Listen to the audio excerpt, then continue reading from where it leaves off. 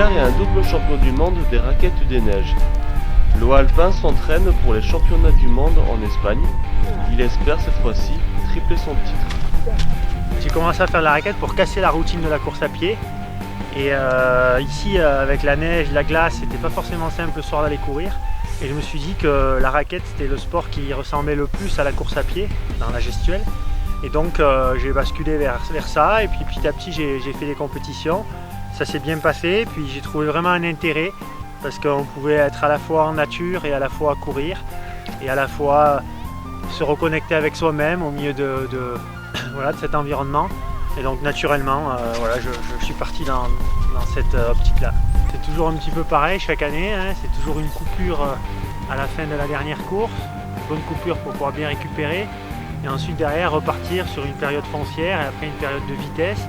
Au début je fais pas mal de courses à pied, de musculation, puis dès que la neige se met à tomber, derrière je commence à enfiler les raquettes, et puis là c'est parti, cette année avec la neige qu'on a eue, aucun problème pour s'entraîner, donc de super conditions.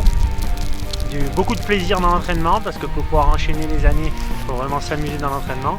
Un mois du championnat, j'ai hâte de prendre le départ.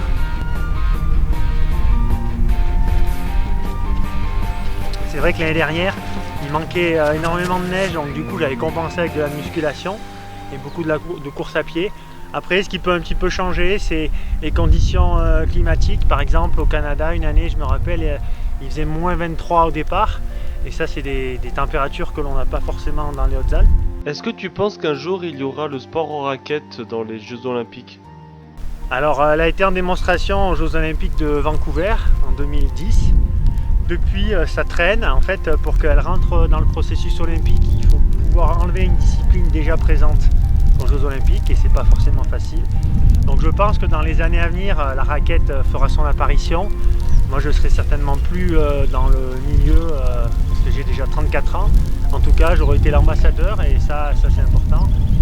Mais ça serait vraiment une belle discipline pour les Jeux Olympiques. Dans ta vie d'enseignant, est-ce que ce sport de raquette t'influence dans ta manière d'enseigner et que tu veux transmettre un message à tes élèves?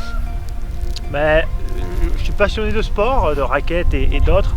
Et c'est vrai que par l'enseignement de l'EPS à l'école, on peut transmettre de nombreuses valeurs. Et moi j'essaie par cet intermédiaire-là de transmettre ça aux élèves, que ce soit par du cross, par du ski, par du tennis. Et par le sport, en fait, on peut apprendre beaucoup et on peut donner beaucoup de sens aux apprentissages. Et c'est ce que j'essaie de faire dans mon enseignement et dans la classe de CM1 et CM2.